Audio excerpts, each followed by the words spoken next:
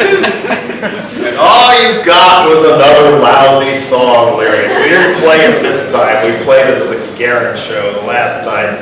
Kind of the prequel to Shockupy. Called, you know, again, it's long term, especially with all the crap going on here.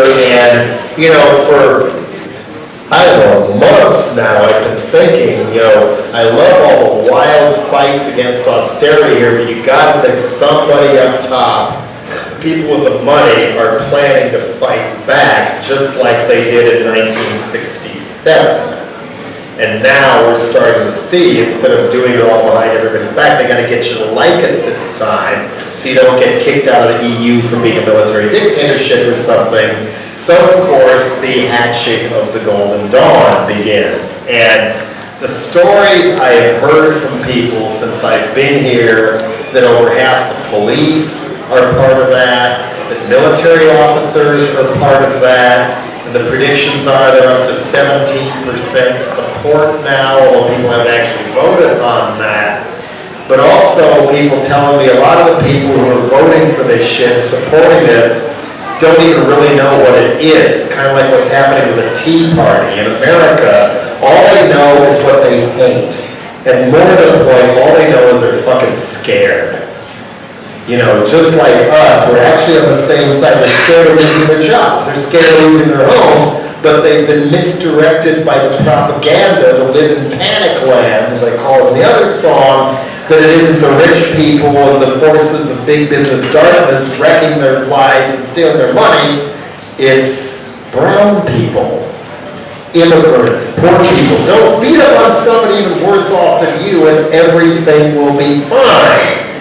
And so, as simplistic as this sounds, you know, Uncle Jello can't wave a magic wand on how to fight back against the Golden Dawn, except on level what I said a little bit at the other show, don't hate the media, become the media. And that doesn't mean just emailing or blogging to an echo chamber of people who already agree with you.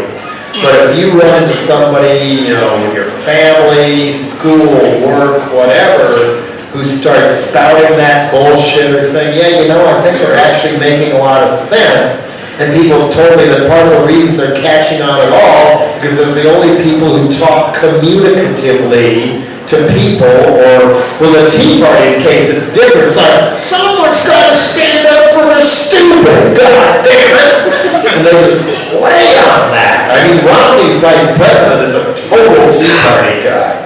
You know, they aren't armed like the Golden Dawn. That scares the shit out of me. And I was in Crete the past few days, and never thought I'd get a chance to go there, but I'm glad I did. People were first telling me, well, there isn't much of the Golden Dawn here yet. It's not that bad. They tried to open an office and protests stopped them. But apparently now they opened a secret little one, and some people know where they are. But then the same person 2 days later said they just heard from one of his friends that 3 people identifying themselves as members of the Golden Dawn came into where he was working in the middle of the day and told him, we've been seeing you at protests, and if we see you at another one, we are going to fuck you up. That is scary as shit. So, and fighting violence with violence like that, look who's got all the guns. Look who's got the cops on their side. If you get your own weapons, they're going to be trained in hand-to-hand combat on how to take it away from you and use your own gun to fucking kill you. One more reason that fighting violence with violence doesn't necessarily work very well. But one-on-one, if you find somebody, you know, who's, you know, especially if it's a smaller town, people, you know, the family who's starting to fall for this shit, don't dismiss them as being stupid, assholes, doing this or whatever. As painful to the stomach as it may be, sit down and talk to them. Don't argue, communicate, and slowly go through why this is not just morally wrong, but appeal to, if you know them, you know their own fears, you know what's important to them. Appeal to their own thing of why this is wrong, and it's not going to put food on the table for you. One by one, try to turn the people away from this stuff. Because, you know, if that stuff works here, it's going to start happening in other countries too, possibly even mine. So, to everybody fighting that, this is called I Won't Give Up. Here's to fear. Another circus election year. Clown dates pretend they're human beings. Here's the ads. Then we vote and someone wins. And that's all we're allowed to really change. Flat screen on the wall. Who's the best marketer of all? Best disguising what an asshole they really are.